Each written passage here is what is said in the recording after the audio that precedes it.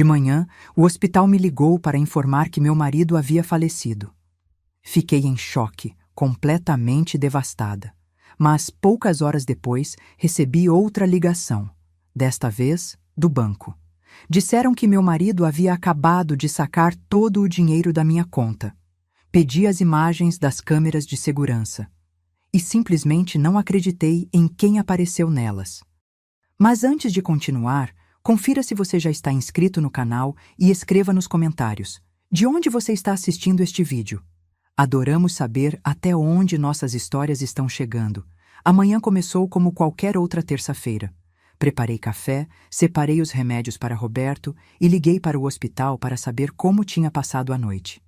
Estávamos lidando com um diagnóstico recente, câncer de pâncreas em estágio avançado. O médico falou que seria uma questão de tempo, mas ninguém esperava que fosse tão rápido. Estava arrumando a cama quando o telefone tocou. Era o Dr. Mendes, sua voz grave e pausada. Senhora Márcia? Sinto muito informar, mas seu marido faleceu há cerca de 1 hora. Tentamos ligar antes, mas a linha estava ocupada.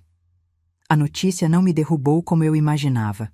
Depois de 30 anos juntos, as últimas semanas haviam sido um longo adeus. O câncer avançou rápido, transformando meu marido forte num homem frágil e dependente.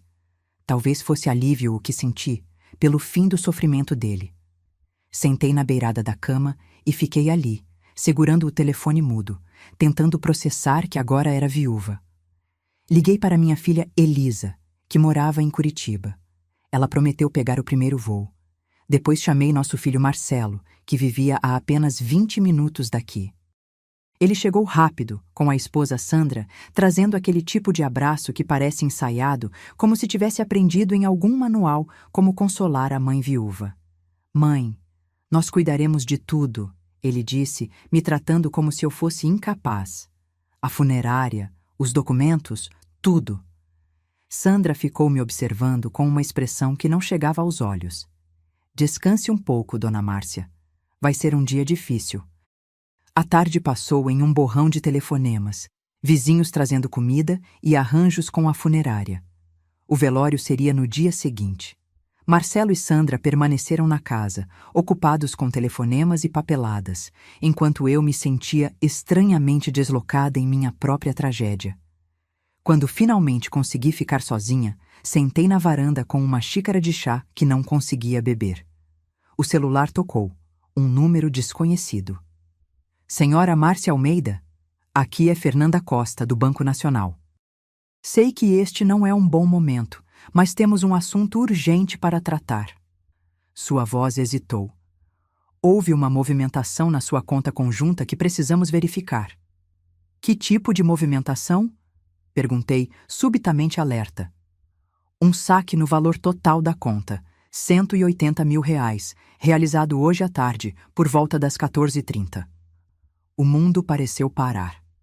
Roberto havia morrido às 11h da manhã.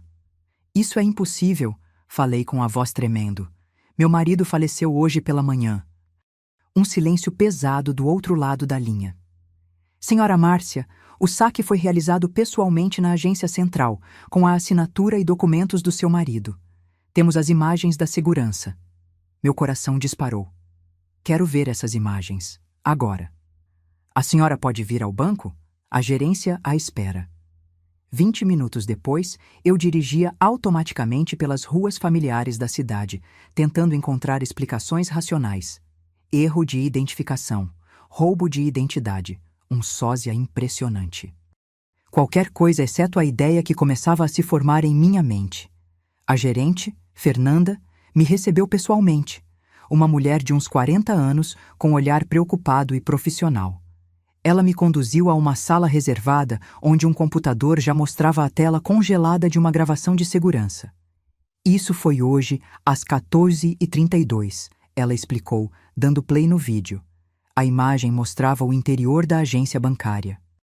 Um homem de boné e óculos escuros se aproximou do caixa, entregou documentos, assinou papéis. Quando levantou o rosto por um instante, senti meu sangue congelar. Não era Roberto. Era Marcelo, meu filho. É meu filho, balbuciei, incapaz de processar o que via. Seu filho?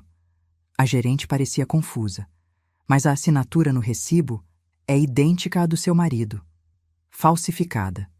Marcelo havia falsificado a assinatura do pai e esvaziado nossa conta conjunta no mesmo dia da morte dele. Enquanto eu chorava a perda do meu marido, meu próprio filho me roubava. Preciso fazer uma denúncia, falei, recuperando minha voz. Isso é fraude. Saí do banco com a cabeça girando e uma decisão fria se formando em meu peito. No carro, meu telefone vibrou com uma mensagem de Marcelo. Mãe, onde você está? Estamos preocupados. Estavam preocupados ou temendo que eu descobrisse a verdade? Respondi apenas. Precisei resolver algumas coisas. Já estou voltando. Enquanto dirigia, meus pensamentos corriam. Por que Marcelo faria isso? Ele sempre teve um bom emprego, pelo menos era o que dizia.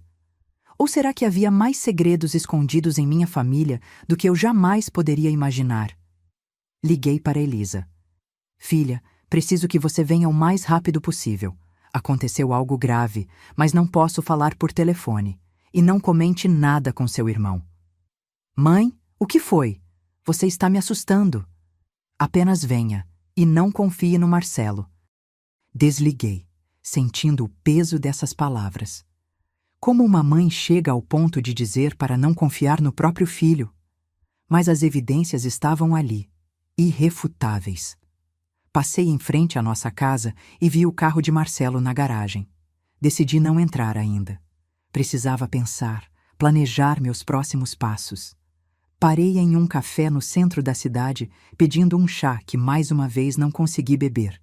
Minha cabeça fervilhava com perguntas sem respostas. Enquanto eu tentava organizar meus pensamentos, a garçonete se aproximou com o telefone do estabelecimento. Senhora, tem uma ligação para você. Uma moça chamada Sandra. Como Sandra sabia onde eu estava? Um calafrio subiu pela minha espinha. Dona Márcia? A voz de minha nora soava estranha, quase assustada. Preciso falar com a senhora urgentemente, mas não pelo telefone. Posso encontrá-la em algum lugar? Sozinha, sem o Marcelo. Por que, Sandra?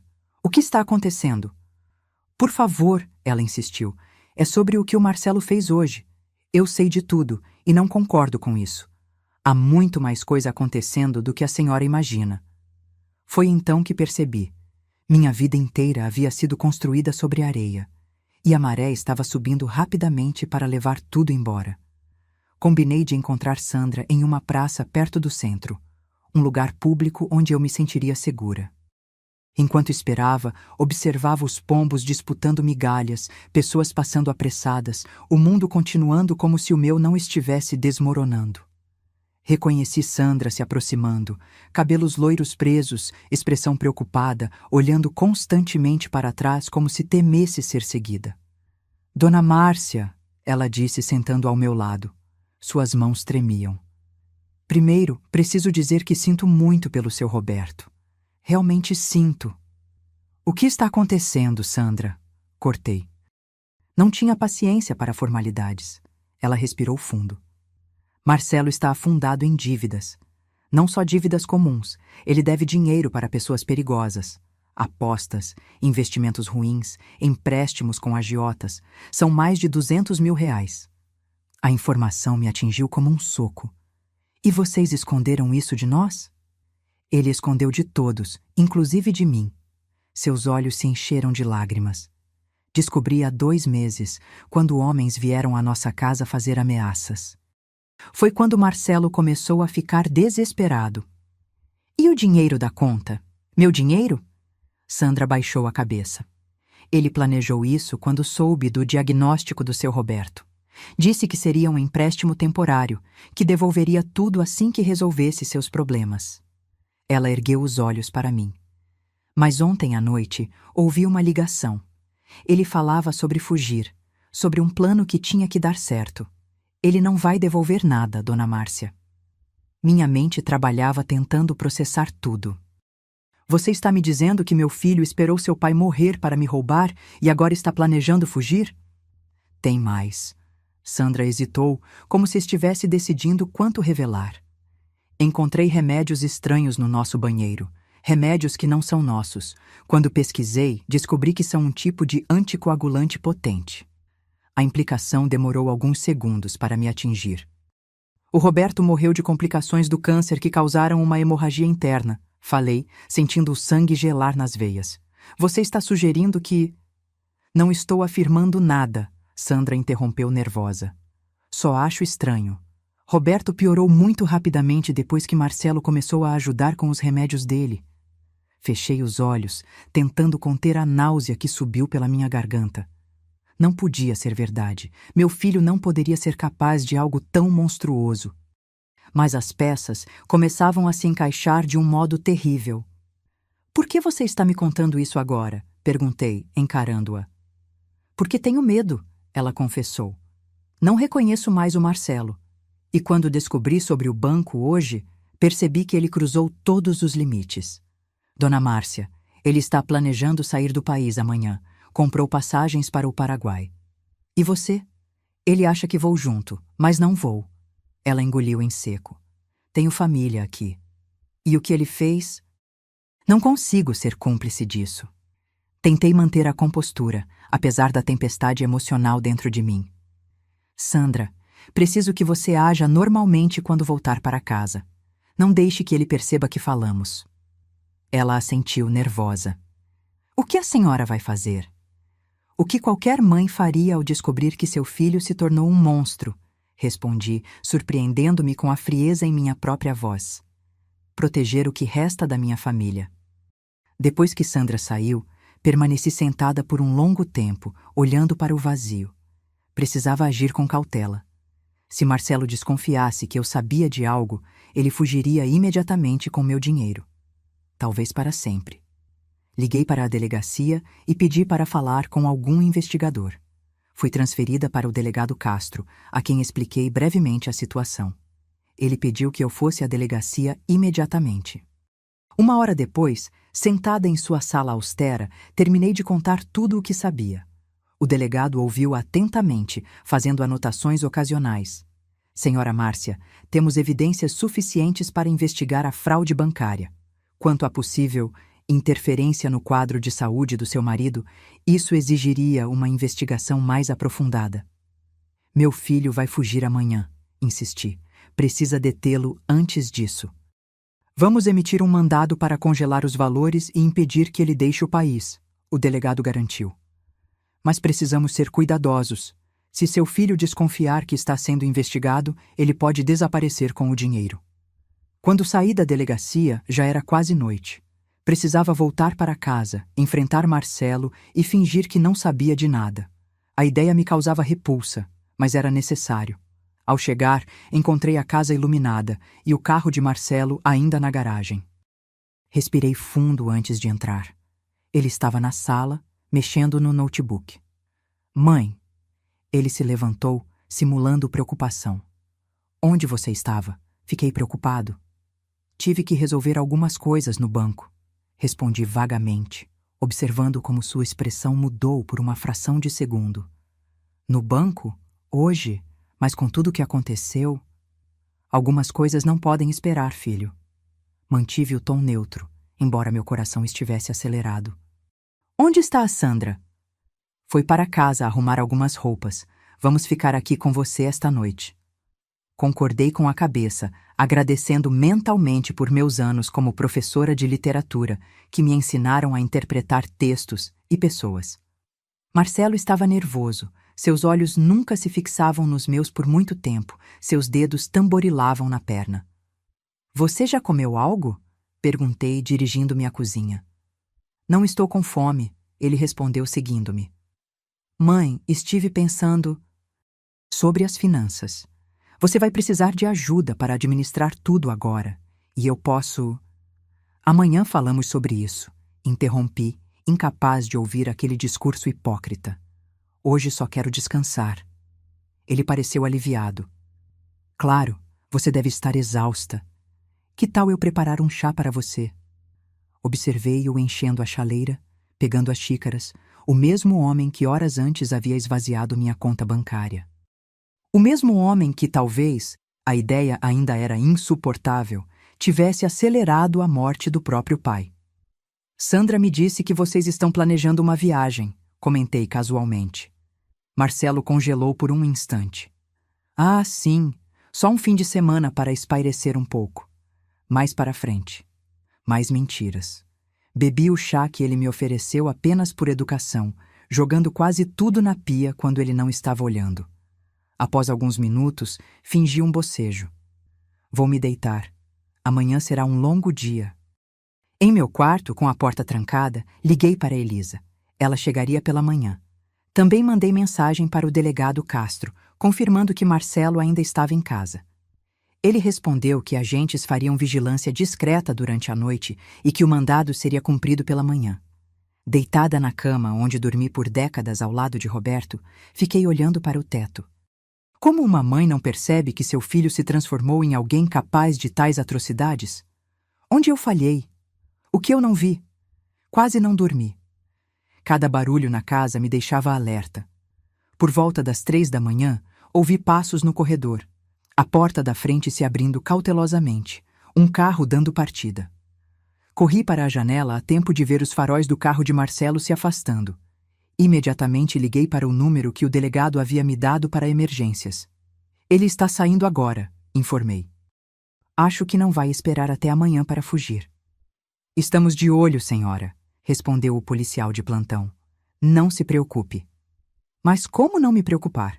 A cada minuto que passava, Marcelo poderia estar mais longe, com o meu dinheiro, fugindo da justiça por crimes que eu ainda não conseguia aceitar que ele havia cometido.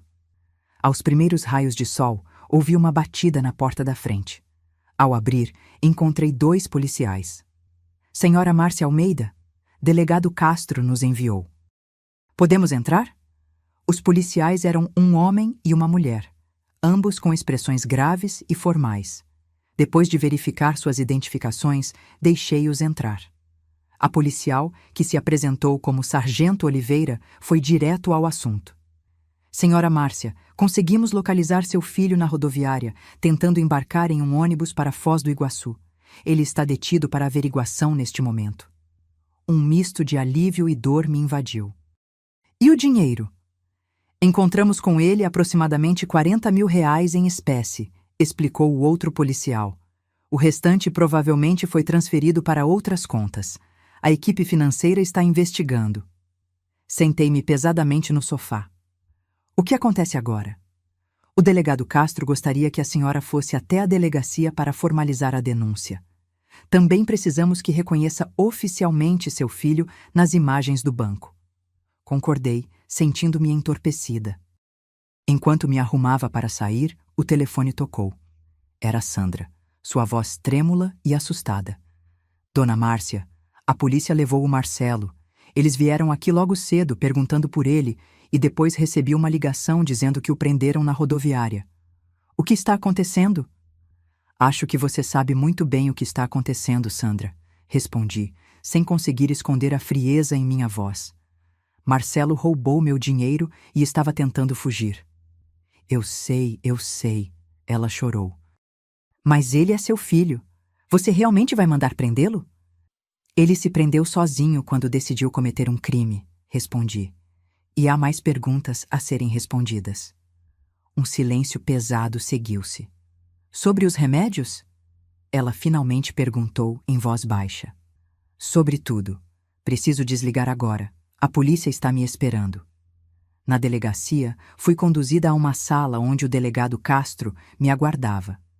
Era um homem de meia-idade, com olhar perspicaz e maneiras diretas. Senhora Márcia, antes de qualquer coisa, quero que saiba que seu filho está sendo tratado de acordo com a lei. Ele ainda não fez nenhuma declaração e pediu por um advogado. Ele confessou o roubo? Ainda não, mas as evidências são sólidas. As imagens do banco, a quantia encontrada com ele, a tentativa de fuga, tudo indica culpabilidade. O delegado deslizou algumas fotos impressas sobre a mesa, capturas de tela das imagens de segurança do banco. Nelas, via-se claramente Marcelo no caixa, falsificando a assinatura de Roberto. Confirma que este é seu filho, Marcelo Almeida, de 32 anos? Sim, confirmei, sentindo um nó na garganta. É ele. E esta assinatura, ele mostrou um documento de saque. Você reconhece como sendo uma falsificação da assinatura do seu marido? Examinei cuidadosamente. Era uma cópia quase perfeita da assinatura de Roberto, mas havia pequenas diferenças que só alguém familiarizado notaria. Sim, é uma falsificação. O delegado assentiu fazendo anotações. Há outra questão que precisamos abordar. Ele continuou com voz mais grave. Sua nora Sandra nos procurou esta manhã com uma informação preocupante sobre possíveis medicamentos administrados ao seu marido. Senti meu estômago afundar. Então ela contou a vocês também. Ela entregou um frasco de medicamento que encontrou na casa de vocês. É um anticoagulante potente que não foi prescrito por nenhum médico para seu marido ou qualquer membro da família. Fechei os olhos, lutando contra as lágrimas. O Roberto morreu de complicações que incluíram hemorragia interna. Estamos cientes disso. Já solicitamos ao hospital os registros médicos completos do seu marido e estamos considerando solicitar uma autópsia, se você concordar. A ideia de Roberto sendo exumado, seu corpo violado mesmo após a morte, me causou arrepios. Mas se havia a menor possibilidade de que Marcelo tivesse... Não, eu nem conseguia formular o pensamento completo. Faça o que for necessário, respondi com a voz firme. Quero a verdade, seja ela qual for. Nesse momento, a porta se abriu e um oficial anunciou a chegada da minha filha Elisa. Quando ela entrou, seu rosto estava pálido e seus olhos vermelhos de tanto chorar. Mãe! Ela correu para me abraçar. O que está acontecendo? Me ligaram dizendo que o Marcelo foi preso. Olhei para o delegado, que assentiu discretamente, e saiu da sala para nos dar privacidade. Com o coração pesado, contei tudo a Elisa. O dinheiro roubado, a tentativa de fuga e as terríveis suspeitas sobre a morte de Roberto. Não. Ela balançou a cabeça, incrédula. Marcelo não faria isso. Ele não seria capaz. Eu também não queria acreditar, respondi, segurando suas mãos. Mas as evidências estão lá, Elisa. Ele falsificou a assinatura do seu pai e esvaziou nossa conta no mesmo dia da morte dele. Ele estava fugindo com o dinheiro. Esses são fatos, não suposições. Elisa ficou em silêncio por um longo momento. E os remédios? Você realmente acha que ele poderia ter... Ela não conseguiu completar a frase. Não sei, admiti. Espero do fundo do meu coração que não. Mas precisamos descobrir a verdade. O delegado retornou, acompanhado de uma mulher em trajes formais que se apresentou como a promotora encarregada do caso.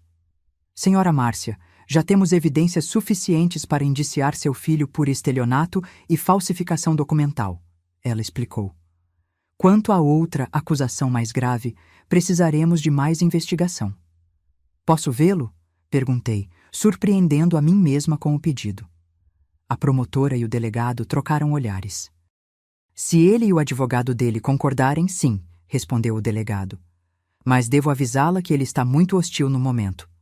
Compreendo, mas preciso olhar nos olhos dele. Após alguns arranjos, fui conduzida a uma sala de visitas, onde Marcelo aguardava, algemado e vestindo o uniforme cinza dos detidos.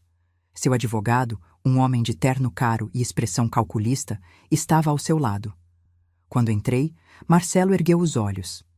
Por um instante, vi medo em seu olhar, logo substituído por uma máscara de indignação.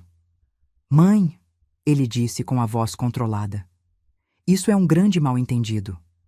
Sentei-me à sua frente, estudando o rosto que eu conhecia desde o nascimento, procurando traços do bebê que segurei nos braços, da criança que ensinei a andar, do adolescente que consolei após decepções. Estava tudo lá, mas havia algo mais agora. Algo calculista e frio que eu nunca havia notado antes. Por que, Marcelo? Perguntei simplesmente. Mãe, você não entende. Eu estava apenas tentando proteger o dinheiro. Papai e eu conversamos sobre isso antes. Mentira, interrompi com uma calma que me surpreendeu. Seu pai morreu achando que nosso dinheiro estava seguro. Você falsificou a assinatura dele e roubou tudo no mesmo dia da morte dele. e agora estava tentando fugir para o Paraguai. Seu advogado interveio. Senhora Almeida, sugiro que conversemos sobre uma resolução que seja satisfatória para ambas as partes. Meu cliente está disposto a... Seu cliente roubou meu dinheiro no dia em que fiquei viúva, cortei. E há suspeitas muito mais graves sendo investigadas. Vi o rosto de Marcelo empalidecer. Que suspeitas? Os remédios, Marcelo, respondi, observando sua reação atentamente. Os anticoagulantes que a Sandra encontrou. Os mesmos que poderiam causar hemorragia em alguém com a condição do seu pai. Algo mudou em seus olhos. Medo, cálculo rápido, depois uma certeza fria. Isso é absurdo, ele disse, mas sua voz tremeu ligeiramente. Papai estava morrendo de câncer. Eu jamais... A polícia vai investigar, continuei. Vão fazer uma autópsia. Se houver qualquer indício de que você interferiu nos medicamentos do seu pai, que você de alguma forma acelerou a morte dele, meu cliente não responderá a essas acusações infundadas. O advogado interveio novamente. Senhora Almeida, sugerimos que mantenha esta conversa nos limites da questão financeira, que pode ser resolvida de forma amigável. Ignorei-o. Marcelo, olhe nos meus olhos e diga a verdade. Você fez alguma coisa que possa ter apressado a morte do seu pai? Ele sustentou meu olhar por um momento, depois desviou. Você não entende, mãe. Eu estava desesperado. As dívidas, as ameaças. Precisava do dinheiro, ou eles viriam atrás de vocês também. Não era uma confissão direta, mas foi o suficiente para mim. Levantei-me, tremendo. O dinheiro eu posso perdoar algum dia, mas se você fez o que estou pensando, não existe perdão possível.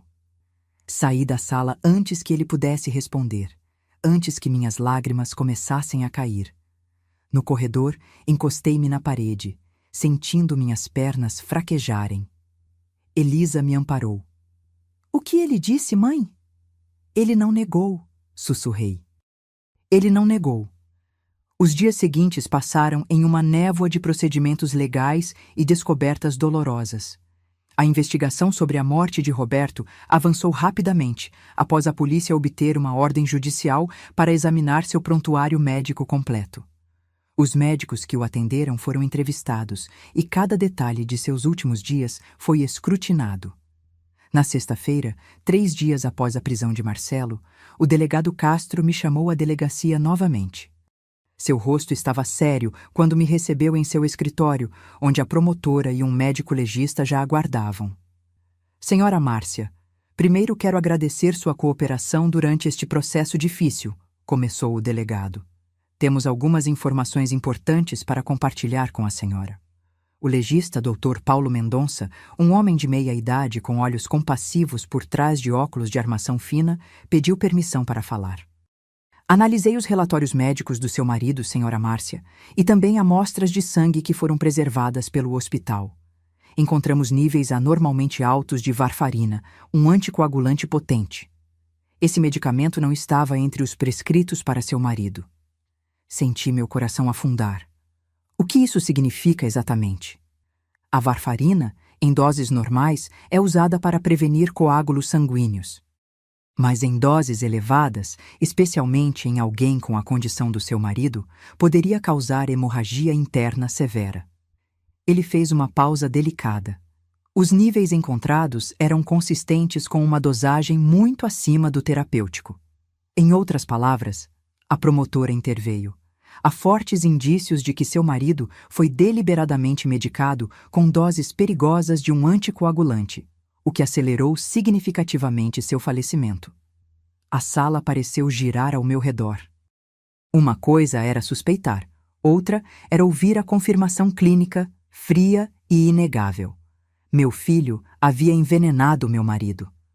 Precisaremos de uma autópsia para confirmar definitivamente, continuou o médico, mas as evidências laboratoriais já são bastante conclusivas.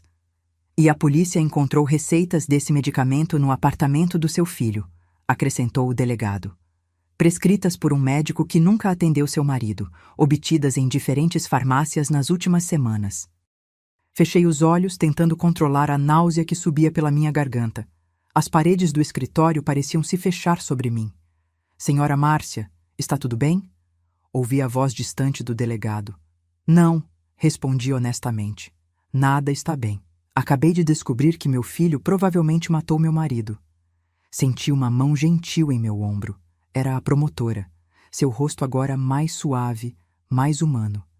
Entendemos que isso é devastador, ela disse. Mas precisamos da sua autorização para prosseguir com a autópsia.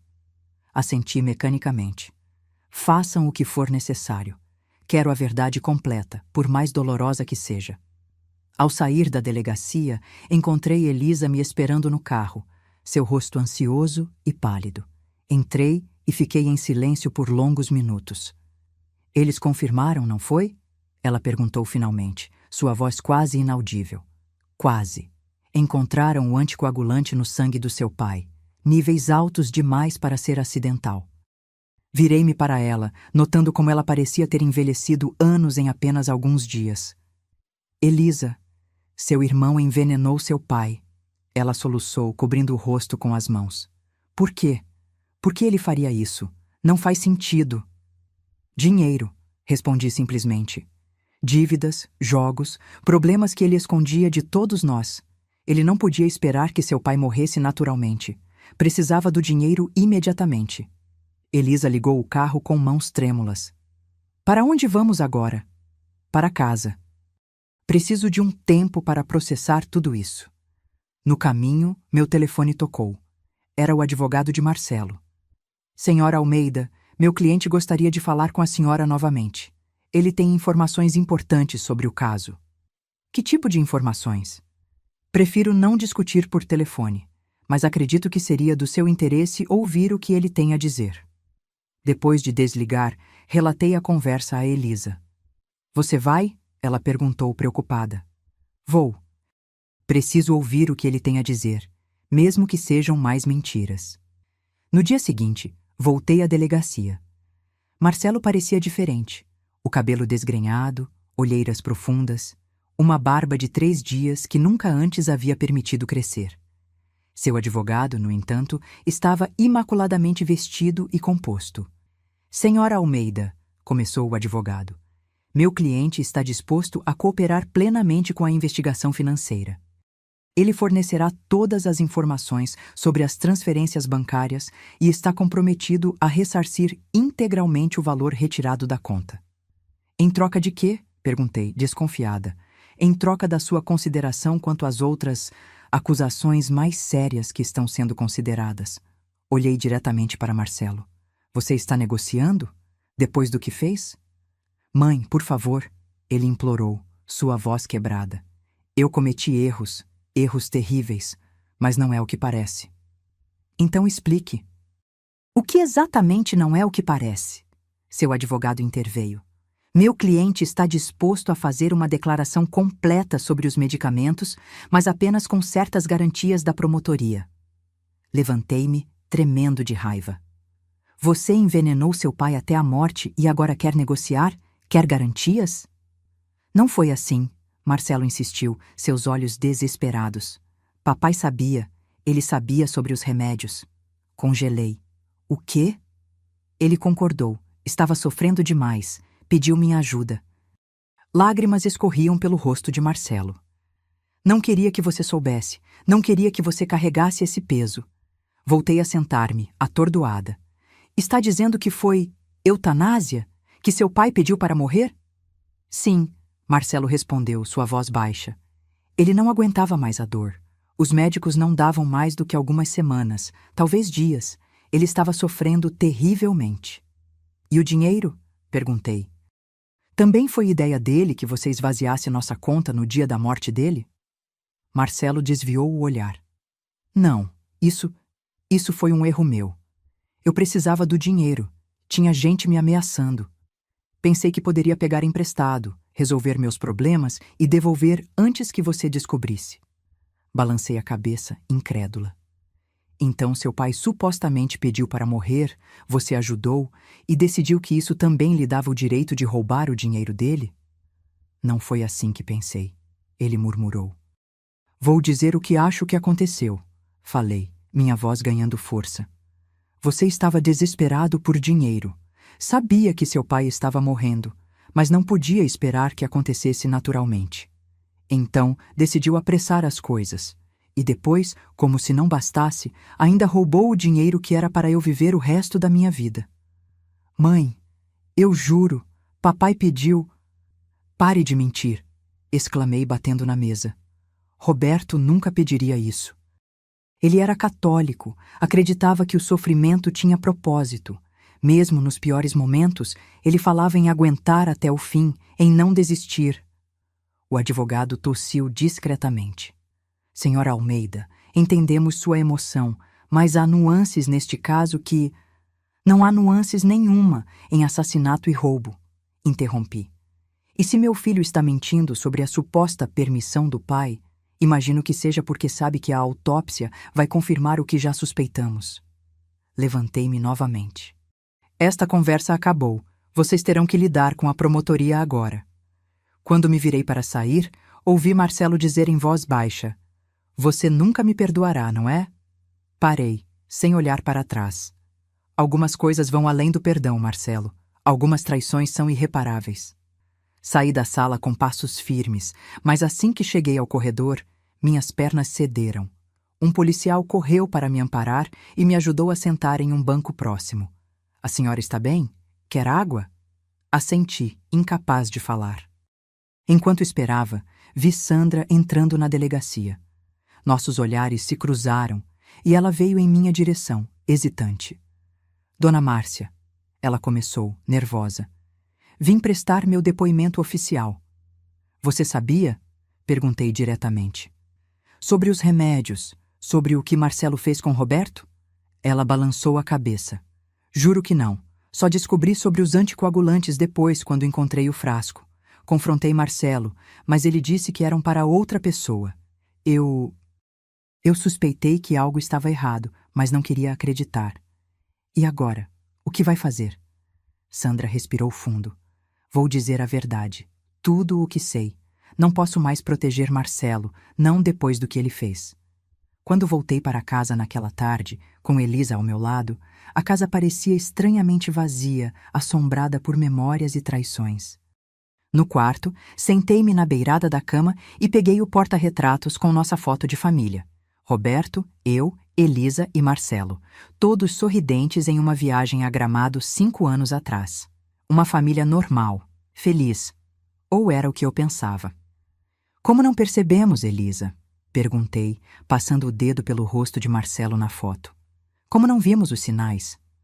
Talvez não quiséssemos ver, ela respondeu, sentando ao meu lado. Às vezes, ignoramos o que está na nossa frente porque a verdade dói demais. Naquela noite, enquanto Elisa dormia no quarto de hóspedes, fiquei acordada repassando cada memória, cada momento com meu filho, procurando pistas que pudessem ter me alertado sobre o que ele se tornaria. Houve sinais, pequenas crueldades na infância, mentiras na adolescência que eu descartei como normais? Ou algumas pessoas simplesmente nascem com algo faltando, aquela bússola moral que impede a maioria de nós de causar dano aos outros? Pela manhã, o delegado Castro ligou com notícias. Senhora Márcia, o Marcelo está cooperando. Ele confessou ter administrado os anticoagulantes ao seu marido por várias semanas, sabendo que isso poderia causar hemorragia interna. Ele ainda alega que foi a pedido do Roberto? Sim, mas não apresentou nenhuma prova disso. Não há registros, não há testemunhas, apenas a palavra dele. Que não vale nada, completei amargamente. A promotoria está tratando o caso como homicídio qualificado, além das acusações de estelionato e falsificação. A audiência de custódia será amanhã. Após desligar, encontrei Elisa na cozinha preparando café. Seu rosto se contraiu ao notar minha expressão. Mais notícias ruins? Marcelo confessou que administrou os remédios que mataram seu pai. Ela fechou os olhos por um momento. E agora? Agora seguimos em frente. Um dia de cada vez. Sentei-me à mesa da cozinha, sentindo o peso de decisões que nunca imaginei ter que tomar. Elisa, estou pensando em vender esta casa. Há muitas lembranças aqui agora, nem todas boas. Tem certeza? Você e papai construíram tanta coisa aqui. Justamente por isso. Preciso de um novo começo. Um lugar que não me lembre do que perdemos.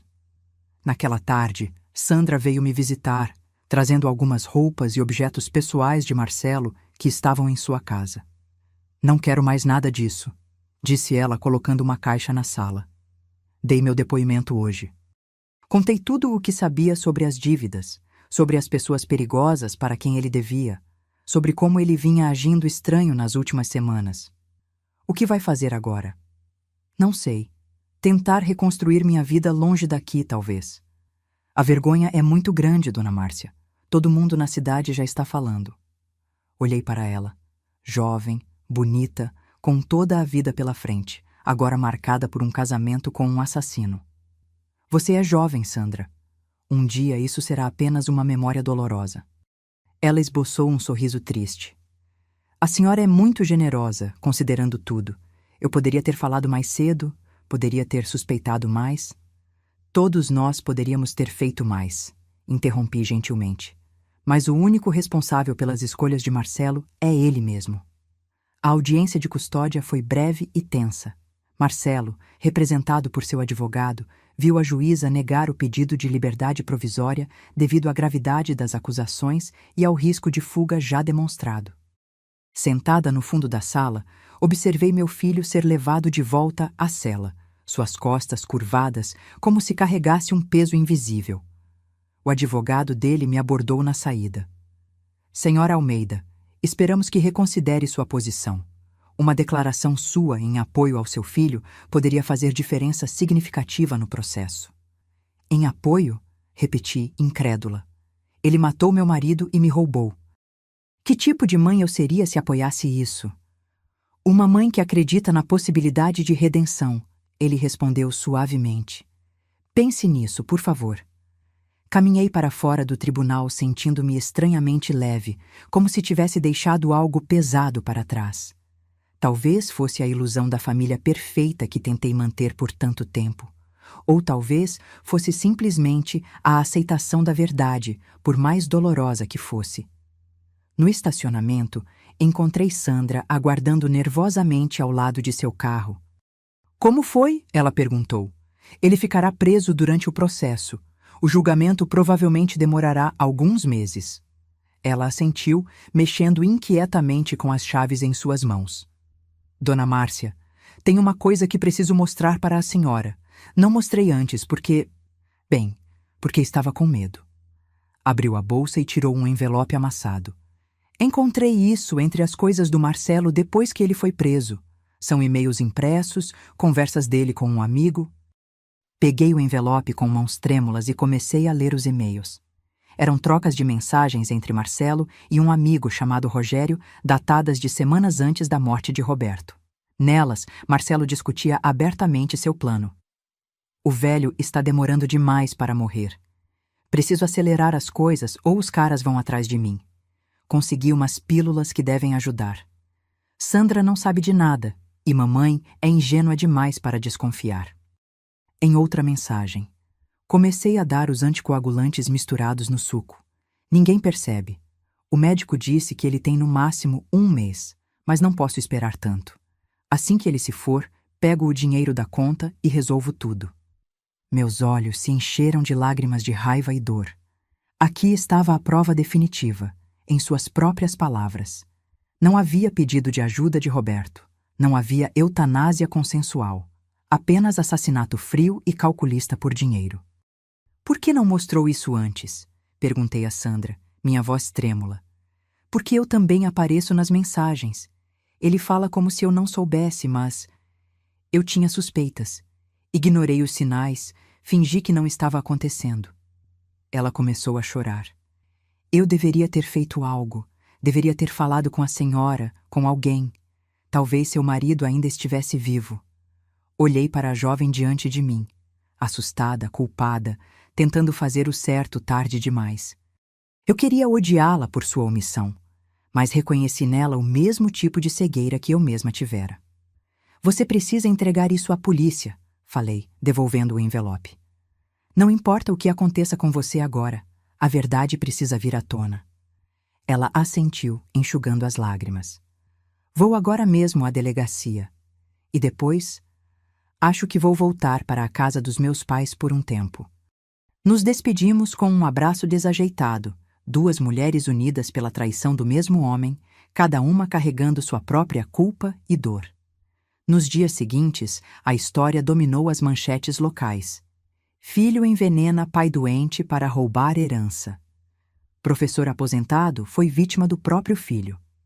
A pequena cidade onde vivíamos por décadas agora fervilhava com o escândalo. Vizinhos que antes acenavam amigavelmente agora desviavam o olhar, constrangidos ou curiosos demais. Uma semana após a audiência, fui ao cemitério onde Roberto havia sido sepultado.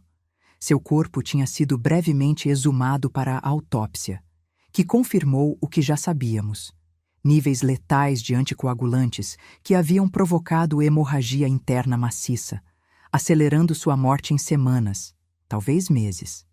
Diante do túmulo recém-fechado, coloquei um buquê de lírios, suas flores favoritas, e me permiti chorar abertamente pela primeira vez desde que tudo começou. Sinto muito, Roberto, sussurrei, tocando a lápide fria. Sinto muito por não ter percebido, por não ter protegido você, nosso próprio filho. Minha voz falhou.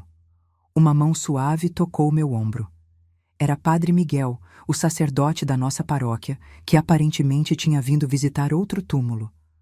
Márcia, ele disse gentilmente, como está se sentindo? Perdida, respondi honestamente. Como uma mãe segue adiante depois de descobrir que seu filho é um assassino?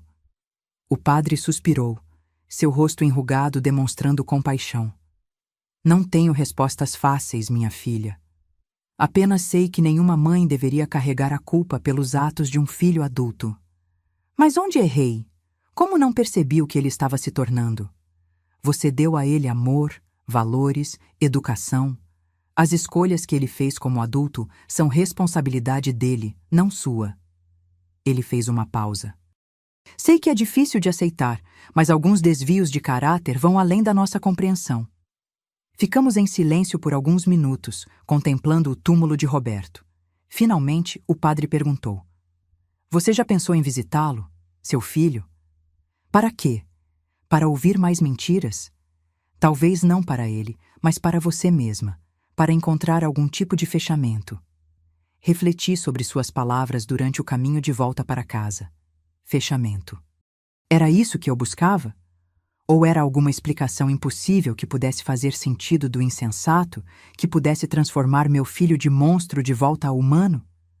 Em casa, encontrei Elisa organizando papéis na mesa da sala.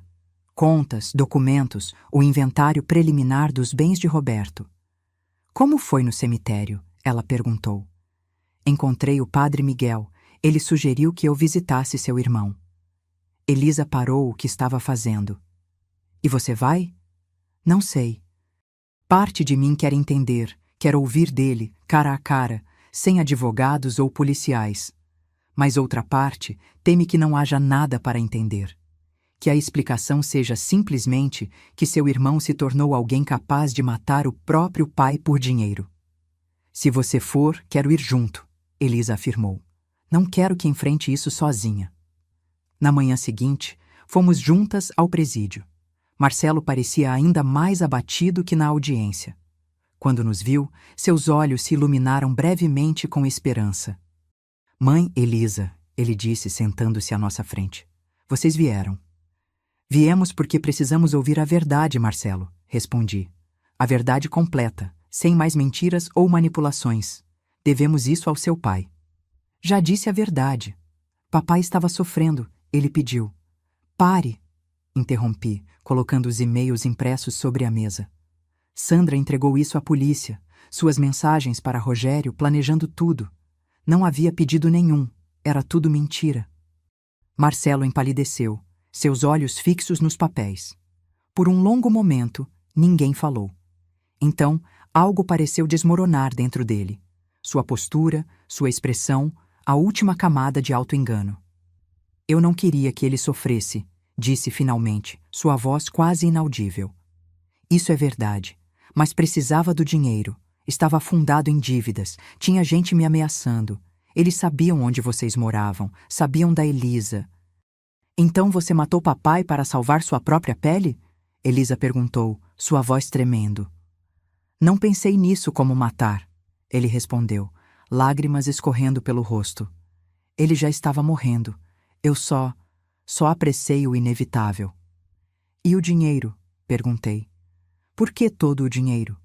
Por que não apenas o suficiente para suas dívidas? Marcelo abaixou a cabeça. Porque sabia que não poderia voltar depois. Sabia que eventualmente descobririam. Precisava de dinheiro para fugir, começar de novo em outro lugar. Um silêncio pesado caiu sobre nós.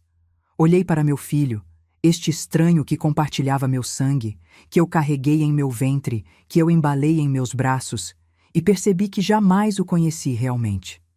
O que você espera de nós agora, Marcelo? Perguntei finalmente. Perdão? Compreensão? Não sei, ele respondeu honestamente. Não sei se mereço qualquer coisa de vocês.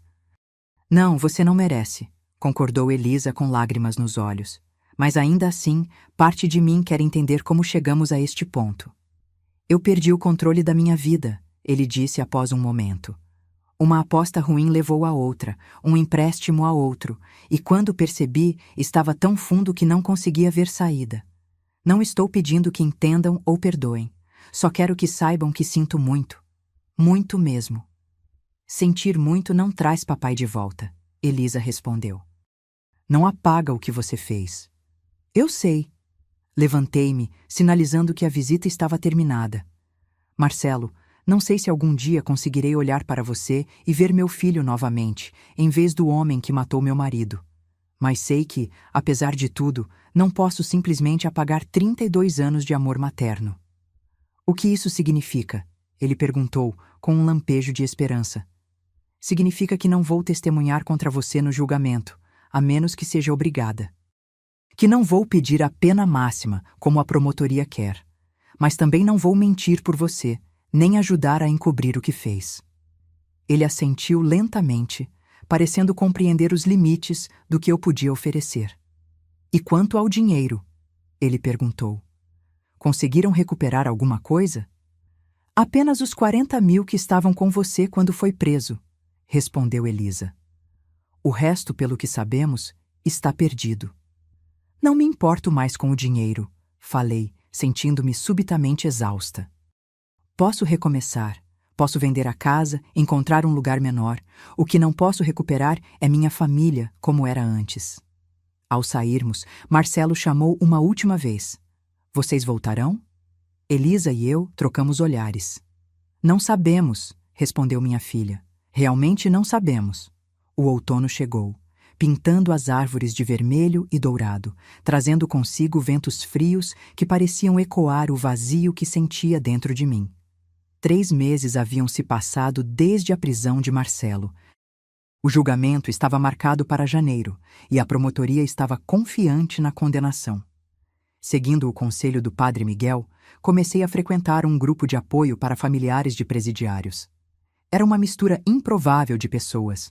Mães cujos filhos haviam sido presos por tráfico, esposas de assaltantes, pais de jovens envolvidos em crimes violentos, todos carregando o mesmo tipo de dor complexa: o amor por alguém que causou dano irreparável a outros. Numa terça-feira chuvosa, após uma dessas reuniões, conheci Denise, uma senhora de cerca de 70 anos, cujo filho cumpria pena por homicídio. 23 anos, ela me contou, enquanto tomávamos café na lanchonete ao lado do centro comunitário. Meu Eduardo já está preso há 12. Matou o cunhado durante uma briga. Como você lida com isso? Perguntei, admirando a serenidade em seu rosto marcado pelos anos. Um dia de cada vez, ela respondeu simplesmente. Nos primeiros anos, a vergonha era tanta que mal conseguia sair de casa. Depois veio a raiva. Dele e de mim mesma por ter falhado como mãe. Eventualmente, aprendi a separar o amor que sinto pelo meu filho do horror pelo que ele fez. Isso é possível? Questionei, duvidosa. Não é fácil, mas é possível. Amo o Eduardo, visito-o regularmente, estou presente na vida dele. mas nunca justifiquei ou minimizei o crime dele. Ele tirou uma vida, destruiu uma família e tem que pagar por isso. Suas palavras ficaram comigo nos dias seguintes, enquanto eu tentava encontrar meu próprio equilíbrio nessa corda bamba emocional. Em casa, as mudanças continuavam. Seguindo minha decisão de recomeçar, coloquei a casa à venda e comecei a procurar um apartamento menor, mais adequado para uma mulher sozinha. Elisa, que havia pedido licença do trabalho para ficar comigo, ajudava com os preparativos. "Acha mesmo que conseguirá se desfazer de tudo isso?" ela perguntou um dia, enquanto separávamos objetos para a doação. "Vocês construíram tantas memórias aqui." "Preciso de um novo começo, filha. Cada canto desta casa me lembra do seu pai, e agora também do que seu irmão fez." Elisa pegou um porta-retratos com uma foto de Marcelo criança, sorrindo ao lado de um bolo de aniversário. "O que fazemos com as fotos dele?" Olhei para a imagem de meu filho aos 7 anos, inocente, feliz, com toda a vida pela frente. "Guarde-as. Talvez um dia eu consiga olhar para elas sem sentir essa dor." À noite, sozinha em meu quarto, comecei a escrever um diário. Um hábito que abandonei na adolescência e agora retomava como forma de organizar meus pensamentos caóticos. "Como uma mãe processa a traição de um filho?", escrevi. "Onde termina o amor maternal e começa a necessidade de justiça? Roberto merece justiça. Eu mereço verdade. Mas Marcelo ainda é meu filho. Ainda é a criança que embalei, que ensinei a andar, a ler, a amar. Quando olho para ele agora, vejo um estranho com o rosto do meu menino.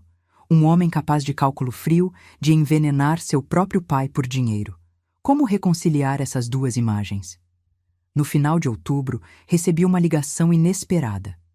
Era Rogério, o amigo com quem Marcelo havia trocado os e-mails incriminadores. "Senhora Márcia, sou Rogério Campos, amigo do Marcelo. Gostaria de conversar com a senhora, se possível." Hesitei, desconfiada. "Sobre o que exatamente?" "Sobre os e-mails, sobre as dívidas do Marcelo. Há coisas que acho que a senhora deveria saber." Combinamos de nos encontrar em um café no centro da cidade. Rogério era mais velho que Marcelo, talvez uns 40 anos, com aparência de executivo e maneiras polidas. "Agradeço por aceitar me encontrar", ele começou. "Primeiro, quero dizer que estou profundamente arrependido por meu papel em tudo isso. Deveria ter alertado alguém quando percebi o que Marcelo estava planejando." "Por que não alertou?", perguntei diretamente. Ele desviou o olhar. "Por covardia, talvez. Ou por lealdade equivocada. Marcelo e eu nos conhecemos em um cassino clandestino há alguns anos. Ambos tínhamos problemas com jogos." "Problemas?" "Vício. Apostávamos compulsivamente, dinheiro que não tínhamos. Eu consegui me afastar, entrar para os jogadores anônimos. Marcelo não. Ele continuou afundando, pedindo empréstimos a pessoas perigosas." "Que pessoas?" "Agiotas, principalmente um chamado Pereira. Ele não é alguém com quem se deva brincar. Quando os juros se acumularam e Marcelo não conseguiu pagar, Pereira começou a fazer ameaças, não só contra Marcelo, mas contra sua família também. Então foi por isso que ele ficou desesperado", concluí, tentando entender. "Em parte, sim, mas há mais." Rogério hesitou. Marcelo tinha outro problema, além do jogo. Drogas. Cocaína, principalmente. Começou como algo recreativo, para aguentar as noites nos cassinos, mas se transformou em dependência. A informação me atingiu como um soco. Meu filho, um viciado em drogas? Como não percebi? "Ele escondia bem", continuou Rogério, como se lesse meus pensamentos. "Era funcional, mantinha as aparências, mas os problemas se acumularam rapidamente. O jogo para pagar as drogas, mais drogas para lidar com a ansiedade do jogo, mais dívidas, mais mentiras." "Por que está me contando isso agora?", perguntei, tentando absorver essas novas e dolorosas revelações. Rogério suspirou, passando a mão pelo cabelo. "Porque fui intimado a testemunhar no julgamento e vou contar tudo isso ao tribunal. Achei que a senhora merecia saber antes, diretamente de mim, não num ambiente hostil como um tribunal. Há mais alguma coisa que eu deveria saber?" Sim, Marcelo tentou parar várias vezes, com o jogo, com as drogas. Chegou a frequentar algumas reuniões de narcóticos anônimos comigo, mas nunca conseguiu se manter limpo por muito tempo. Ele fez uma pausa. E quando seu marido adoeceu, Marcelo viu uma oportunidade. Começou a falar sobre a herança, sobre como resolveria tudo quando o dinheiro viesse. Mas Roberto não tinha uma grande herança para deixar, expliquei. Apenas a casa, alguns investimentos modestos e nossas economias. Marcelo exagerava. Para os credores, para si mesmo talvez. Em sua mente o dinheiro resolveria tudo. As dívidas, o vício, os problemas com Pereira. E quando percebeu que não seria suficiente ou que demoraria demais, ele perdeu o controle. Rogério completou sombriamente. Começou a falar em ajudar seu marido a partir mais rápido. No começo, pensei que fosse apenas desabafo, o tipo de coisa terrível que alguém desesperado diz sem intenção real. Quando percebi que era sério, já era tarde demais. Ficamos em silêncio por algum tempo, cada um perdido em seus próprios pensamentos. Finalmente perguntei: Você acha que ele se arrepende, genuinamente? Rogério refletiu antes de responder. Acho que sim. Não pelo motivo certo, talvez, mais pelo que perdeu do que pelo que fez. Mas há arrependimento ali. Quando o visitei na prisão, ele estava diferente, mais lúcido, mais presente. A abstinência forçada das drogas parece ter clareado sua mente. Ele já está se recuperando, comentei amargamente. Enquanto Roberto está morto e eu estou tentando juntar os cacos da minha vida. Sei que nada que eu diga aliviará sua dor, Rogério falou, levantando-se para sair. Só espero que entender o contexto completo, por pior que seja, possa ajudá-la de alguma forma a processar tudo isso. Quando ele saiu, permaneci sentada no café por um longo tempo, digerindo essas novas informações. Meu filho, viciado em jogos e drogas, endividado com criminosos, desesperado a ponto de matar o próprio pai. Como uma mãe não percebe algo assim? Como isso acontece bem debaixo do seu nariz sem que você veja os sinais? Naquela noite, acordei sobressaltada às 3 da manhã, com o coração acelerado e a mente agitada. Levantei-me e fui até a cozinha, onde tantas vezes Roberto e eu havíamos conversado nas madrugadas insones. Servindo-me de um copo d'água, notei uma pasta sobre a mesa, documentos do inventário que Elisa e eu estávamos organizando. Abri-a distraidamente e comecei a folhear os papéis. Entre eles, encontrei algo que não havia notado antes, uma carta manuscrita de Roberto endereçada a mim, datada de uma semana antes de sua morte. Minha querida Márcia, começava a carta. Se você está lendo isto, provavelmente já parti. Quis escrever estas palavras enquanto ainda tenho clareza e força para garantir que você saiba o quanto foi amada e o quanto nossa vida juntos significou para mim. As lágrimas embaçavam minha visão enquanto eu lia suas reflexões sobre nossa vida, seus pedidos de perdão por pequenas mágoas ao longo dos anos, sua gratidão por nosso tempo juntos. Então, próximo ao final, um parágrafo me fez congelar. Estou preocupado com Marcelo. Nos últimos meses, notei mudanças nele. Nervosismo, pedidos frequentes por dinheiro, conversas estranhas ao telefone. Tentei conversar com ele, mas ele se esquiva. Sei que algo está errado e temo não estar aqui para ajudá-lo a superar seja lá o que for. Cuide dele, Márcia. Não deixe que ele se perca completamente. Roberto sabia. Talvez não soubesse exatamente o que estava acontecendo, mas percebeu que algo estava errado com nosso filho. E mesmo assim, morreu pelas mãos desse mesmo filho que queria proteger. A ironia era tão cruel que me fez dobrar sobre mim mesma, apertando a carta contra o peito enquanto soluçava silenciosamente. Foi assim que Elisa me encontrou na manhã seguinte, adormecida na mesa da cozinha, com a carta de Roberto ainda nas mãos. Mãe? Ela chamou preocupada. Você está bem? Entreguei-lhe a carta sem dizer nada. Ela a leu em silêncio, seus olhos se enchendo de lágrimas. Oh, papai, sussurrou ela quando terminou. Ele se preocupava com Marcelo até o fim. E Marcelo o matou, completei, minha voz embargada pelo sono e pela emoção. A pessoa que mais o amava, que mais se preocupava com ele. Elisa sentou-se ao meu lado, segurando minha mão. O que você quer fazer, mãe? Com isso, com tudo? A pergunta pairou no ar entre nós, pesada com implicações. O que eu queria? Justiça para Roberto? Certamente. Punição para Marcelo?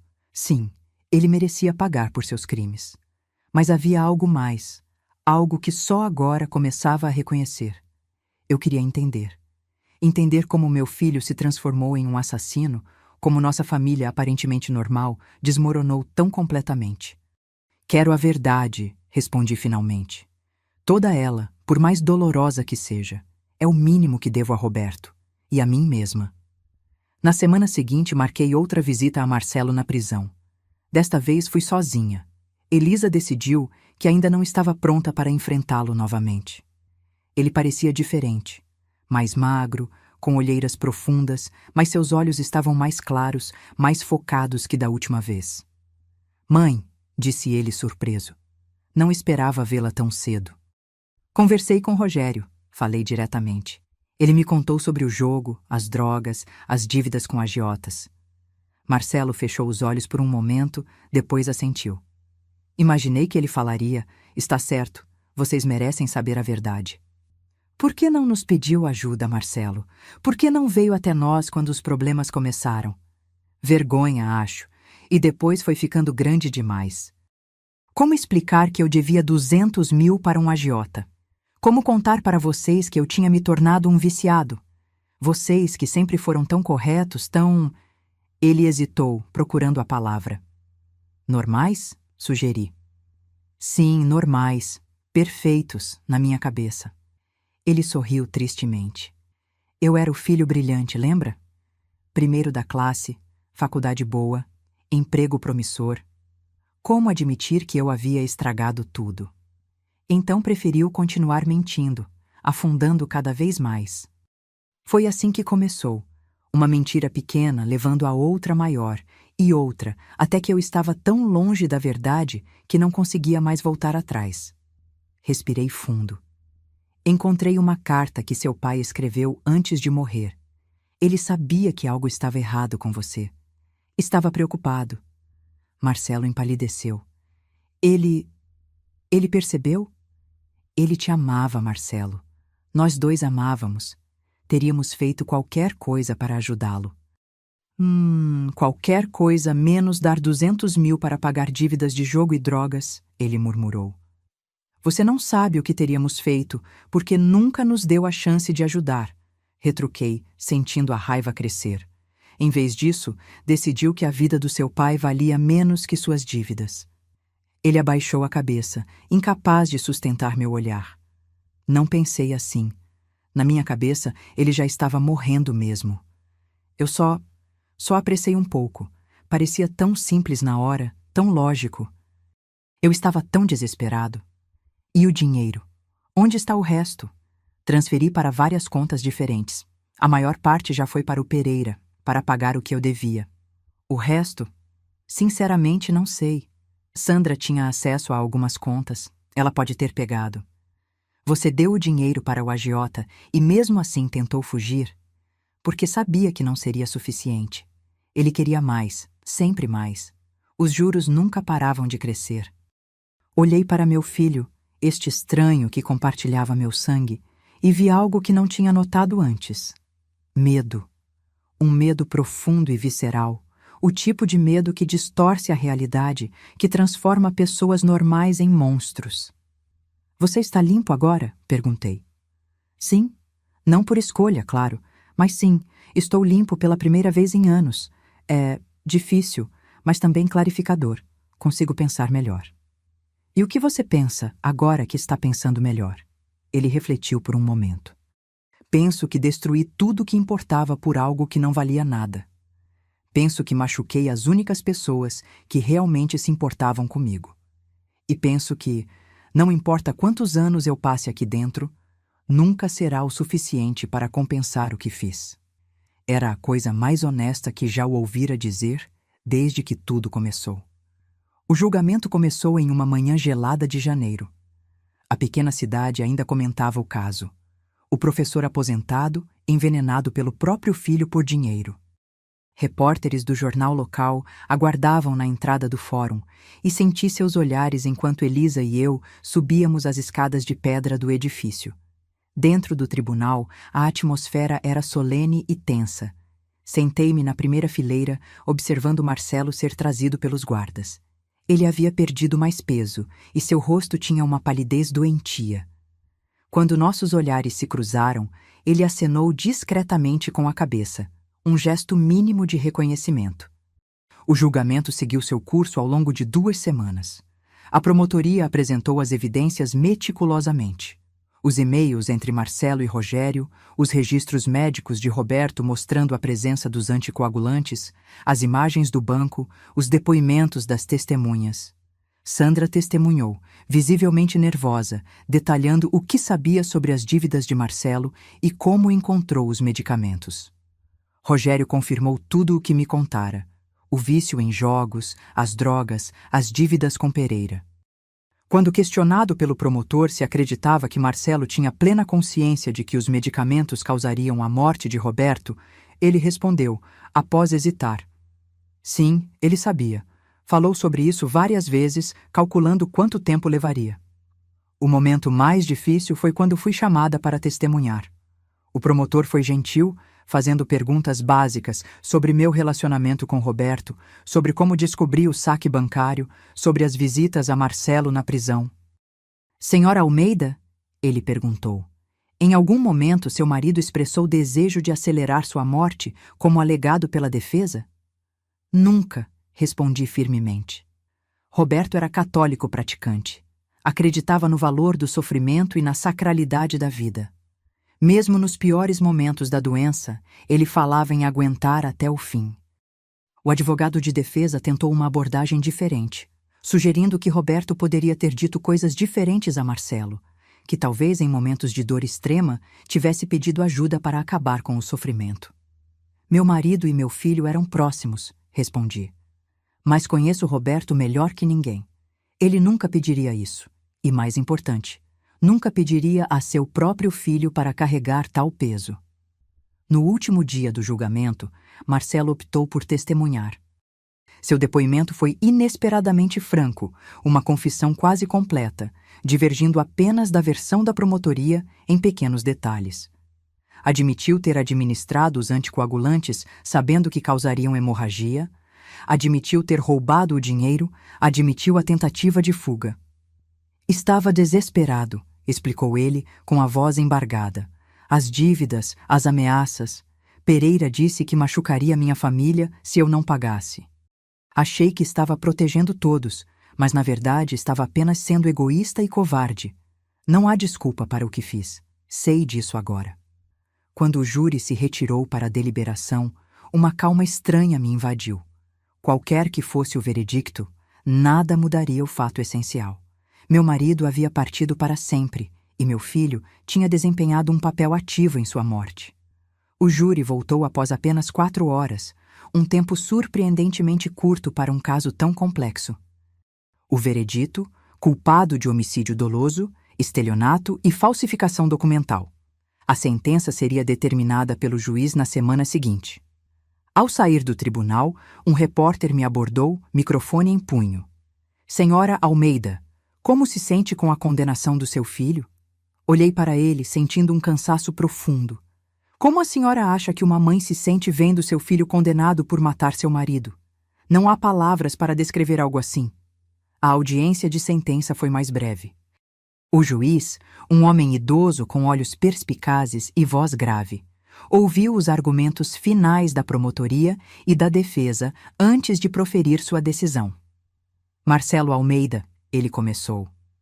Você foi considerado culpado de crimes hediondos contra sua própria família. Tirou a vida de seu pai de forma premeditada e cruel, roubou sua mãe no momento de maior vulnerabilidade e tentou fugir para escapar da justiça. Estes não são atos impulsivos ou erros de julgamento momentâneos, mas uma série de escolhas calculadas ao longo de semanas, possivelmente meses. Marcelo permaneceu cabisbaixo, aceitando a reprimenda sem protesto. No entanto, continuou o juiz, o tribunal reconhece os fatores atenuantes apresentados pela defesa: sua dependência química, a ausência de antecedentes criminais, sua confissão e aparente arrependimento. Considerando todos estes elementos, sentencio você a 20 anos de reclusão pelo crime de homicídio doloso, mais 5 anos pelos crimes de estelionato e falsificação, a serem cumpridos consecutivamente. 25 anos. Marcelo teria quase 60 anos quando saísse da prisão, se conseguisse a progressão de regime e outros benefícios legais. Mais velho do que Roberto quando morreu. Ao ouvir a sentença, Marcelo não demonstrou surpresa ou revolta. Parecia quase aliviado, como se finalmente pudesse começar a pagar sua dívida, como se a incerteza fosse pior que a punição. Quando os guardas vieram buscá-lo, ele se virou na minha direção. Sinto muito, mãe, disse, alto o suficiente para que eu ouvisse. Por tudo. Não respondi. Não havia resposta possível para aquelas palavras, nenhuma que fizesse justiça à complexidade do que eu sentia. Nos meses seguintes, a vida adquiriu uma nova rotina. Vendi a casa onde vivemos por tantos anos e comprei um pequeno apartamento próximo à universidade, onde havia lecionado. O dinheiro era apertado. A maior parte das economias havia desaparecido com Marcelo, mas era suficiente para viver com simplicidade. Elisa voltou para Curitiba, retomando seu trabalho e sua vida, embora ligasse todos os dias e viesse me visitar mensalmente. Sandra mudou-se para outra cidade, buscando um novo começo, longe dos olhares curiosos e julgadores. Ocasionalmente recebia notícias dela, sempre formais e distantes. Quanto a Marcelo, mantive contato mínimo através de cartas. Ele escrevia regularmente, longas missivas confessionais, reflexivas, repletas de arrependimento e promessas de mudança. Falava sobre a terapia que começou na prisão, sobre os grupos de apoio para dependentes químicos que frequentava, sobre os livros que lia, sobre seus planos para um futuro distante. Eu respondia com cartas curtas e factuais, notícias sobre Elisa, sobre a venda da casa, sobre minha saúde. Não conseguia oferecer perdão ou consolo, mas também não conseguia cortar completamente o vínculo. Era meu filho, apesar de tudo. Em uma tarde de primavera, quase um ano após a morte de Roberto, recebi uma visita inesperada. Um homem alto e bem vestido bateu à minha porta, apresentando-se como Dr. Ricardo Mendes, psiquiatra do presídio onde Marcelo cumpria a pena. Senhora Almeida, espero não estar incomodando, disse ele educadamente. Estou na cidade para uma conferência e pensei que talvez pudéssemos conversar sobre seu filho. Relutante, convidei-o a entrar. Sentamos na pequena sala do meu apartamento e ele recusou polidamente o café que ofereci. Marcelo é meu paciente há quase 8 meses, explicou ele. Trabalho principalmente com detentos que apresentam transtornos relacionados ao uso de substâncias. Como ele está? Perguntei, surpresa com meu próprio interesse. Surpreendentemente bem, considerando as circunstâncias. Manteve-se sóbrio, participa ativamente da terapia, ajuda outros detentos com problemas semelhantes. Há um longo caminho pela frente, naturalmente, mas vejo progresso significativo. Por que veio me ver, doutor? Ele hesitou, escolhendo cuidadosamente as palavras.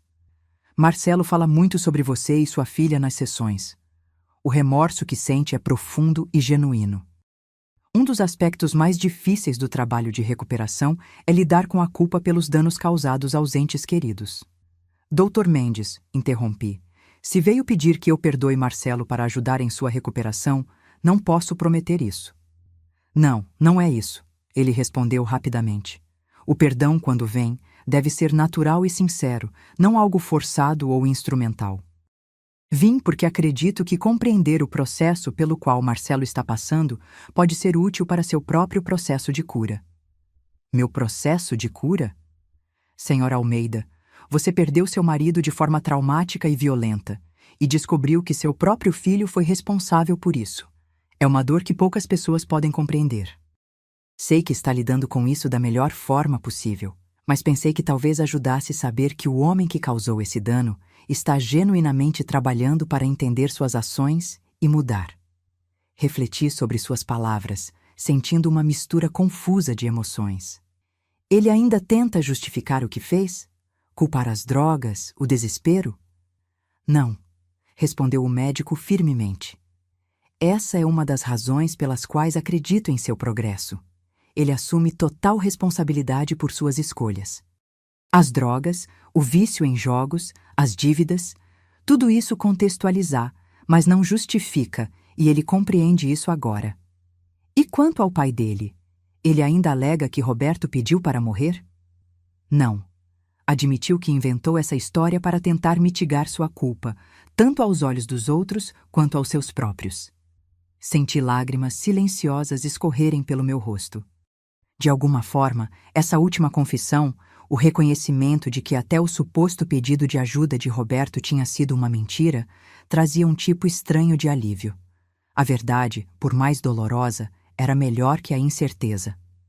Obrigada por vir, doutor, falei finalmente. Não sei se algum dia conseguirei perdoar Marcelo completamente, mas é reconfortante saber que ele está tentando mudar. A recuperação é um processo longo, tanto para ele quanto para você, respondeu o médico, levantando-se para sair. Permita-se sentir o que precisa sentir, no seu próprio ritmo. Não há regras para navegar um trauma como este. Após sua partida, fiquei sentada sozinha por muito tempo, pensando em tudo o que havia acontecido, em tudo o que havia perdido, e, surpreendentemente, no que havia ganho. Uma clareza que só vem após a tempestade, uma força que não sabia que possuía, um entendimento mais profundo da fragilidade humana, inclusive a minha. Naquela noite, pela primeira vez em quase um ano, sonhei com Roberto. Não estava morrendo em um leito de hospital, nem pálido em um caixão. Estava saudável, sorrindo, caminhando por um campo que reconheci como o local de nosso primeiro encontro, tantos anos atrás. Você vai ficar bem, Márcia, ele dizia no sonho. Todos nós vamos. Acordei com lágrimas nos olhos, mas não eram lágrimas apenas de tristeza. Havia algo mais ali, uma aceitação nascente, talvez até o primeiro vislumbre de paz. 5 anos se passaram desde a condenação de Marcelo. A vida seguiu seu curso, implacável como sempre. Meu cabelo ganhou mais fios brancos, rugas mais profundas marcavam meu rosto, e aprendi a viver sozinha. Não apenas a sobreviver, mas a encontrar pequenos momentos de alegria no cotidiano. Voltei a lecionar meio período na universidade, orientando trabalhos de conclusão de curso na área de literatura. Fiz novos amigos, principalmente através do grupo de apoio que continuei frequentando.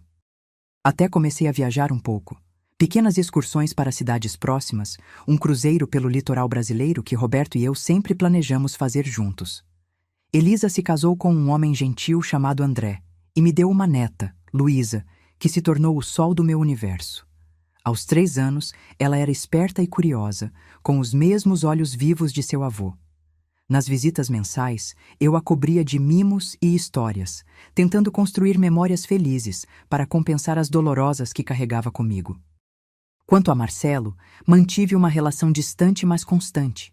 Respondia suas cartas, embora raramente com a profundidade emocional que ele parecia buscar. Visitei-o na prisão algumas vezes por ano.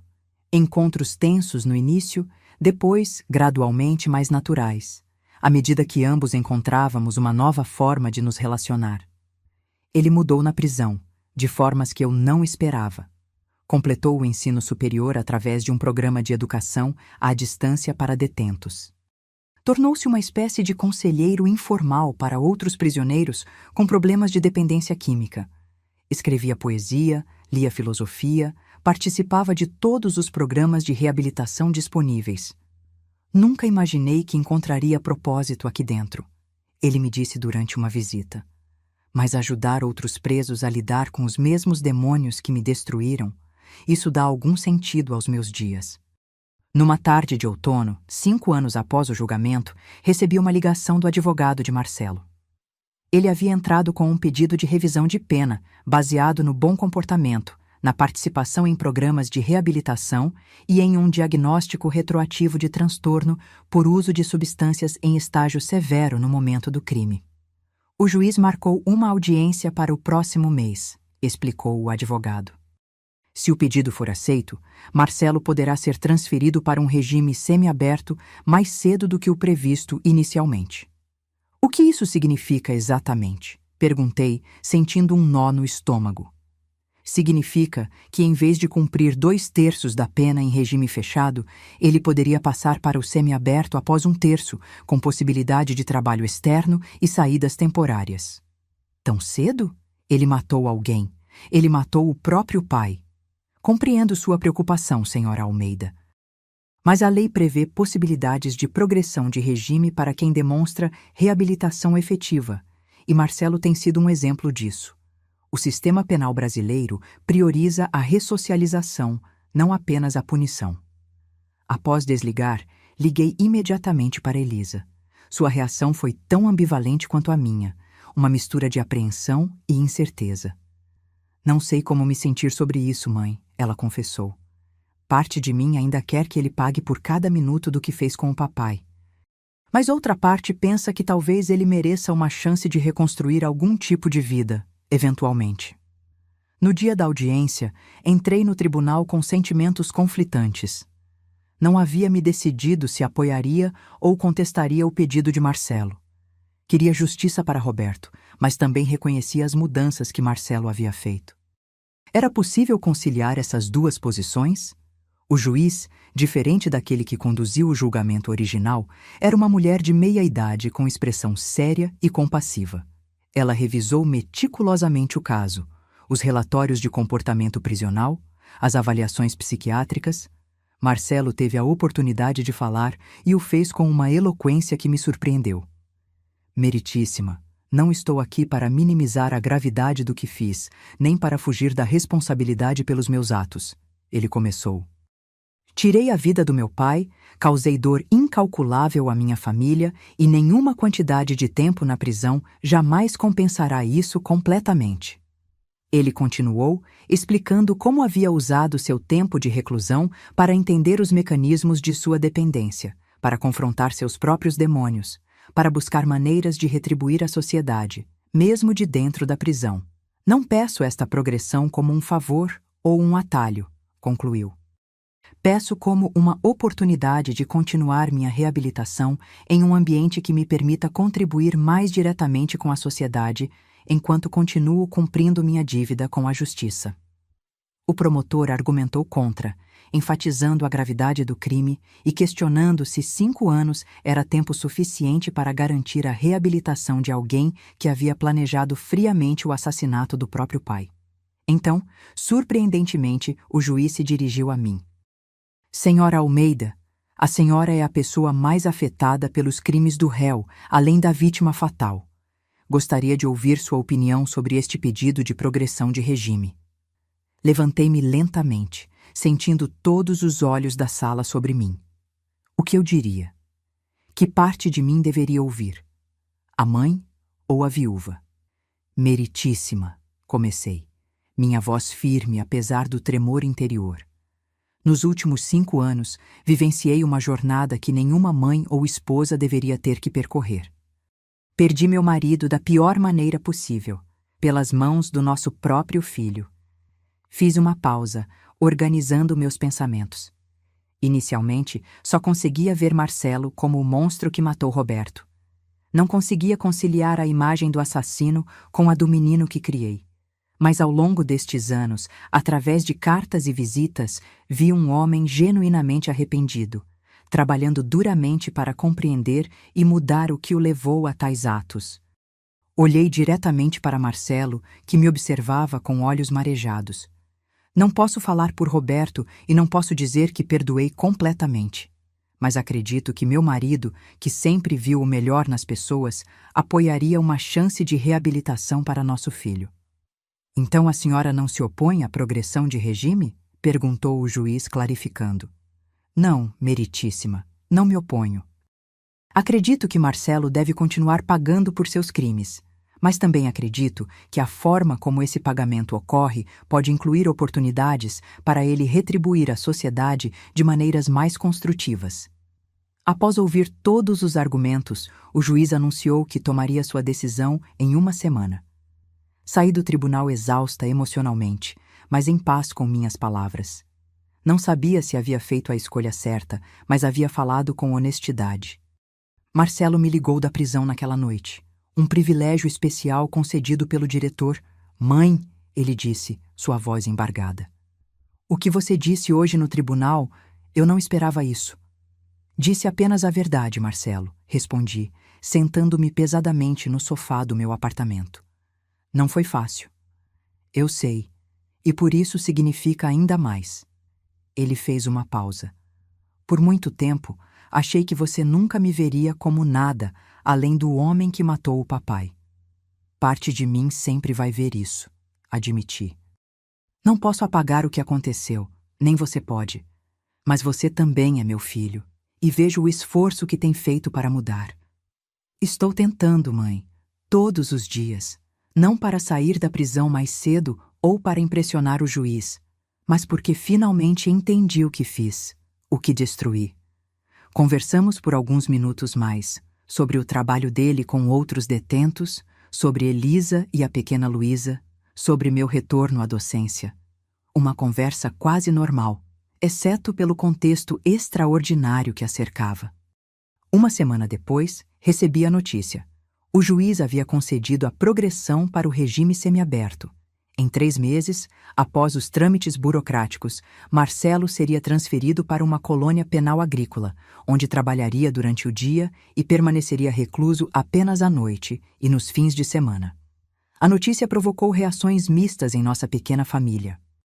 Elisa expressou preocupação sobre como seria quando Marcelo eventualmente obtivesse permissão para saídas temporárias, reencontrá-lo fora das paredes da prisão, apresentá-lo à filha que nunca o conheceu. André, sempre sensato, sugeriu que lidássemos com cada etapa quando chegasse o momento. Quanto a mim, senti um alívio inesperado. Não porque Marcelo estaria menos punido, mas porque a decisão tirava de meus ombros o peso de determinar o que era justo. A justiça havia seguido seu curso, e agora o sistema avaliara que ele merecia esta progressão. Eu podia aceitar isso sem sentir que estava traindo a memória de Roberto. 3 meses depois, visitei Marcelo em sua nova realidade. A colônia penal era um ambiente completamente diferente da prisão tradicional, com campos abertos, pequenas construções espalhadas pelo terreno, detentos trabalhando na terra ou em oficinas. Marcelo estava designado para a biblioteca e para um programa de alfabetização de adultos. Quando me viu chegando, sorriu. Um sorriso genuíno que não via há anos, talvez porque pela primeira vez não estávamos separados por uma mesa de visitas ou falando através de um telefone com vidro entre nós. Caminhamos pelos jardins da colônia, conversando sobre coisas simples e profundas, como se estivéssemos reaprendendo a conhecer um ao outro. É estranho ver o céu aberto o dia todo, ele comentou, olhando para cima. Na prisão fechada, só tínhamos 1 hora no pátio, se o tempo permitisse. Aqui, posso ver as estrelas à noite. Como está sendo o trabalho com a alfabetização? Transformador, ele respondeu, animado. Meus alunos são homens que nunca tiveram oportunidade de estudar, a maioria de origens muito pobres. Ensinar alguém a ler, ver aquele momento em que as letras começam a fazer sentido para eles, é indescritível.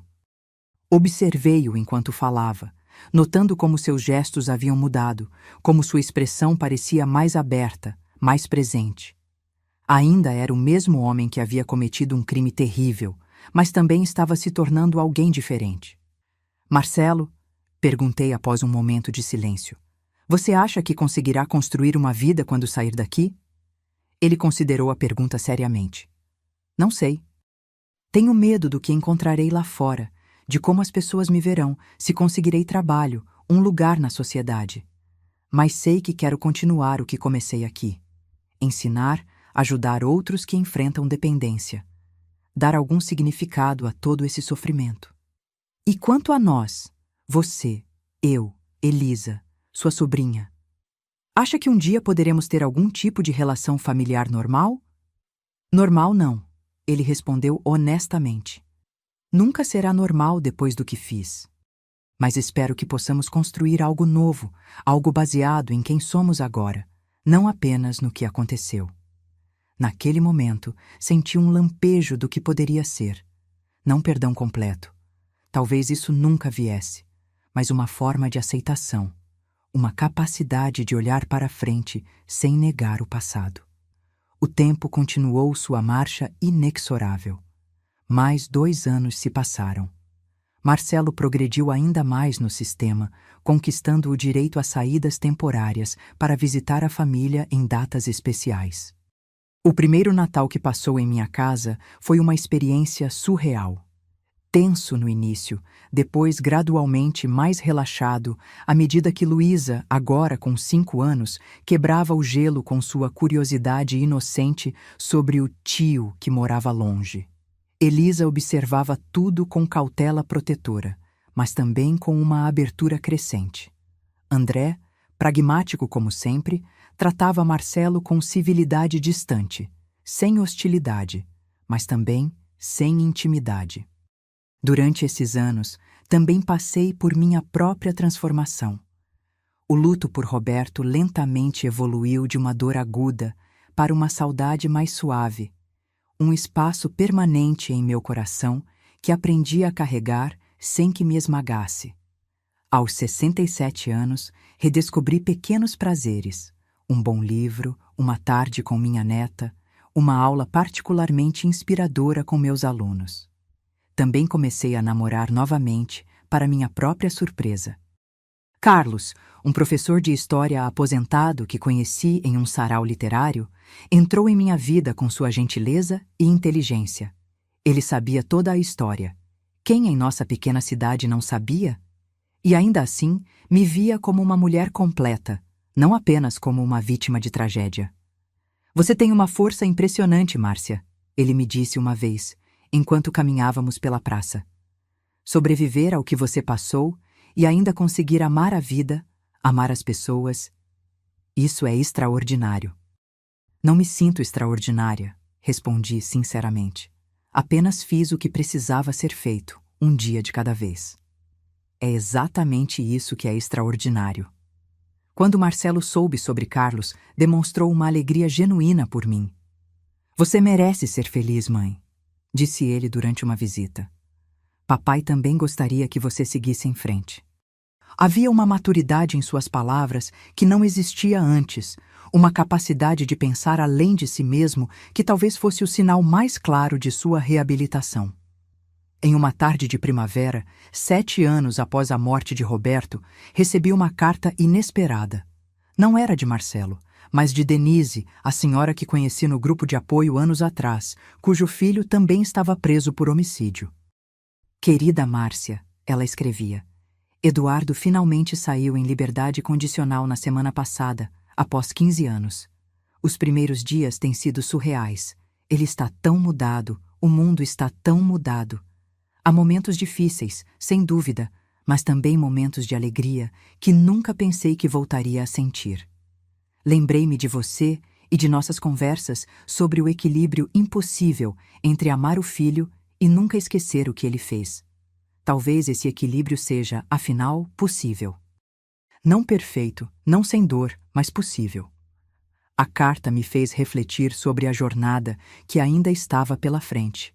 Um dia, Marcelo também sairia da prisão, não em breve, mas eventualmente. Como seria recebê-lo no mundo? Como seria para ele enfrentar uma sociedade que não esquece nem perdoa facilmente? Em meu próximo encontro com a psicóloga, uma prática que mantive durante todos esses anos, compartilhei essas preocupações. Márcia, ela disse pensativamente, você passou por um trauma que poucos conseguem imaginar. Perdeu seu marido de forma violenta e descobriu que seu próprio filho foi responsável. O fato de você ter conseguido manter um relacionamento com Marcelo, de estar preocupada com seu futuro, já é notável. Mas não sei se estou fazendo a coisa certa, confessei. Às vezes, me sinto culpada por ainda amá-lo, como se estivesse traindo Roberto. Outras vezes, me sinto culpada por não conseguir perdoá-lo completamente. Talvez o perdão não seja algo que aconteça de uma vez, como um interruptor que se liga, ela sugeriu. Talvez seja mais como uma jornada, com avanços e recuos, um processo contínuo que nunca realmente termina. Suas palavras ficaram comigo. Um processo contínuo, uma jornada, não um destino. Em uma tarde particularmente significativa, visitei o cemitério onde Roberto estava enterrado. Era o aniversário de nossa união. Teríamos completado 35 anos de casamento naquele dia. Levei lírios brancos, como sempre, e sentei-me no banco de pedra próximo à sua lápide. Ainda sinto sua falta todos os dias, falei em voz baixa.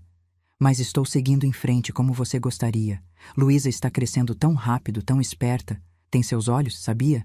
Elisa está feliz, finalmente encontrou seu caminho. E Marcelo? Bem, Marcelo está tentando. Não é o suficiente. Nunca será suficiente para compensar o que fez. Mas está tentando. Uma brisa suave agitou as folhas das árvores, como se Roberto estivesse respondendo à sua maneira. Fechei os olhos, sentindo o calor do sol no rosto, permitindo-me um momento de paz. Quando abri os olhos novamente, notei algo que não tinha visto antes. Um pequeno broto verde emergindo ao lado da lápide. Uma planta qualquer, talvez trazida pelo vento ou por um pássaro, encontrando vida no lugar menos provável. Sorri para aquela pequena manifestação de resiliência. A vida, de alguma forma, sempre encontra um caminho para continuar. Nem sempre o caminho que esperamos ou planejamos, frequentemente através de dor e perda, mas sempre em frente. No caminho para casa, pensei em todos nós. Eu, Elisa, Marcelo, Roberto, cada um seguindo sua própria jornada. A minha continuava aqui, tentando equilibrar amor e perda, memória e movimento, justiça e misericórdia. A de Roberto havia seguido para um lugar que eu não podia conhecer ainda. A de Elisa florescendo com sua nova família, e a de Marcelo, uma estrada longa de redenção que talvez nunca terminasse completamente. Não havia respostas fáceis, nem finais perfeitamente resolvidos. Apenas pessoas imperfeitas tentando encontrar seu caminho após uma tempestade que havia mudado a paisagem para sempre. E talvez isso fosse o suficiente. Não uma história com final feliz, mas uma história verdadeira, com todas as suas complexidades e contradições. Uma história sobre perda e traição, sim.